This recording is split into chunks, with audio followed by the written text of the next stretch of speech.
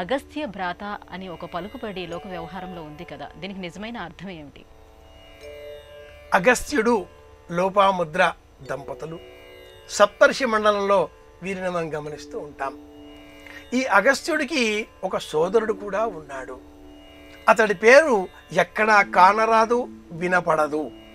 అయితే శ్రీరామాయణానికి వ్యాఖ్యానం అందించినటువంటి గోవిందరాజుల వారు ఈ అగస్త్య భ్రాత ఆ సోదరుడికి సుదర్శనుడు అనే నామాన్ని సూచించినట్లుగా పలువురు చెబుతారు.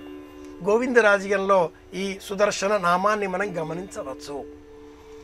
అన్న వదిన ఉండగా వారి చాటున ఉన్న మరిది ఏ విధమైనటువంటి ప్రజ్ఞ లేకపోయినా జీవితాన్ని ప్రశాంతంగా గడపగలుగుతాడు.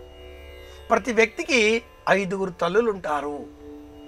ఒకరు కన్న తల్లి, 2 రాజుగారి భార్య, 3 అన్న భార్య, 4 భార్య తల్లి, 5 గురువు భార్య.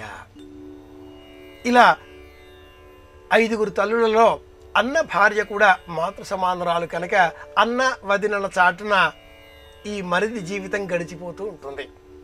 ఒకనాడు మరిది చదువు సంధ్య లేకుండా అలా తిరుగుతూ ఉండగా చూచి లోపాముద్ర తన భర్తతో ఏదైనా జ్ఞానం ఉపదేశించే విధంగా మీ సోదరుడిని మందలించండి అనగా అగస్త్యుడు తన తమ్ముడితో తపహ అని పలకగా సుదర్శనుడు తపశ్చర్య కోసం వెళ్ళాడు.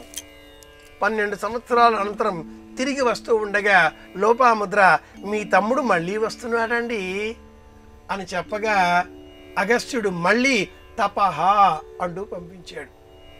సుదర్శనుడు అనే పేరిట ఈ అగస్త్య భ్రాతను మనం స్మరించుకుంటూ ఉంటాం. ఇండ్లలో పని పాట లేకుండా రికామీగా తిరుగుతూ ఏదో ఉన్నది తినేస్తూ ఎవరికి ఏ విధంగా కూడా ఉపయోగపడకుండా తన లోకంలో తాను ఉంటుంటాడు అనేటటువంటి వారిని అగస్త్య భ్రాత అనే పదబంధంతో మనవారు సంబోధిస్తూ ఉంటారు. శ్రీరామాయణంలో ఈ ప్రస్తావన అంతా మనం గమనించవచ్చు.